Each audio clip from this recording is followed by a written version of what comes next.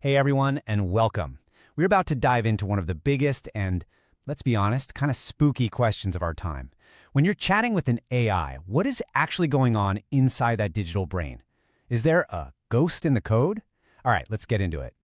So let's just put the main question right on the table. When you ask an AI to write a song or explain quantum physics and it spits out a perfect answer, does it actually get it?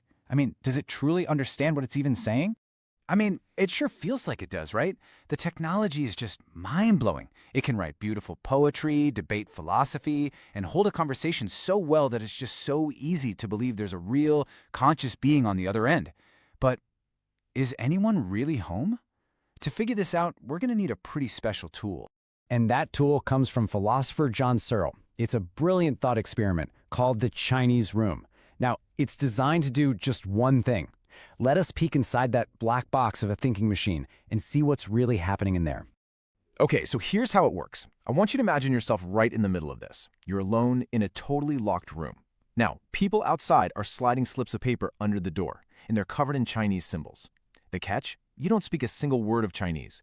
To you, they're just beautiful, complicated squiggles. But you're not empty-handed.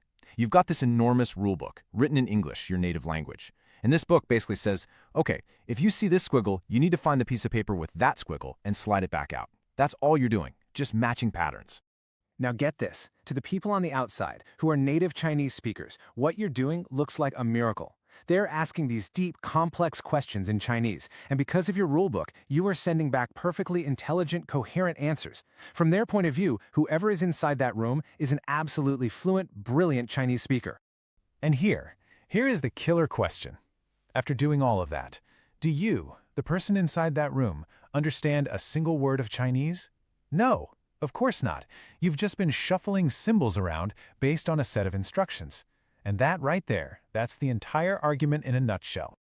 So what this experiment does so brilliantly is show us the huge difference between just processing symbols and actually understanding what they mean.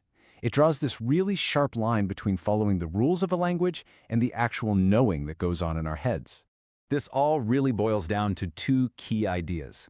On one hand, you have the AI, or you, in the room, which is a master of syntax. It's incredible at recognizing patterns and following all the grammatical rules.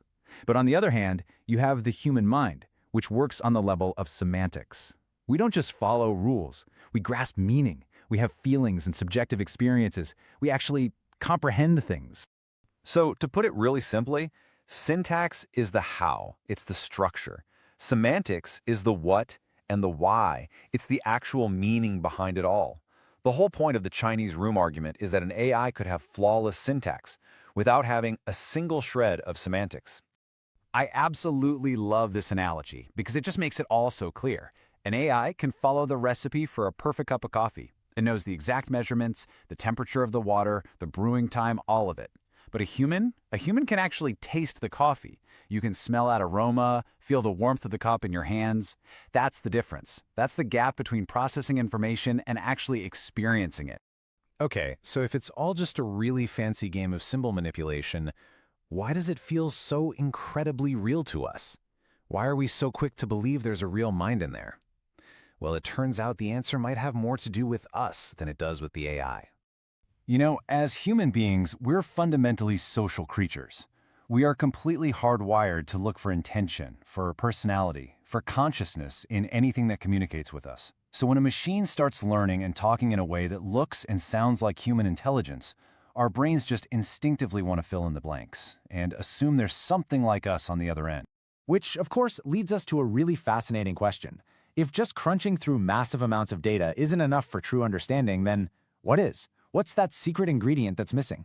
Well, true consciousness might be built on things you just can't scrape from the internet. You know, things like dreaming, where our brain reorganizes everything in these weird symbolic ways. Or just subjective feeling, the actual sensation of being happy or scared. And crucially, the ability to get your head around concepts that are completely tied to having lived a life. Think about it like this for a second. An AI could read every body-swapping movie script ever written and give you a perfect plot summary of, say, Freaky Friday. But could it truly comprehend the sheer weirdness, the terror, and the comedy of actually waking up one morning in someone else's body? That kind of deep understanding, it goes way, way beyond just matching patterns in text. So where does all this leave us? What's the big takeaway here? Well, it kind of forces us to think in a new way, not just about machines, but about ourselves and what it even means to have a mind in the first place. Now, here's the really important point. Searle's experiment doesn't prove that AI can never be conscious. Not at all. In fact, it's kicked off decades of debate. But its real power isn't about giving us a final answer. It's about challenging us. It forces us to ask that really hard question. If a machine did somehow wake up and become conscious, how on earth would we be able to tell the difference between real understanding and just a perfect imitation? And that leaves us with one last, kind of mind-bending thought to chew on. What if we've been looking for consciousness in all the wrong places? Maybe true understanding isn't something you can write in lines of code, but something that has to be lived and felt. What if consciousness isn't in the recipe, but in the tasting of the coffee? Something to think about. Thanks so much for joining me.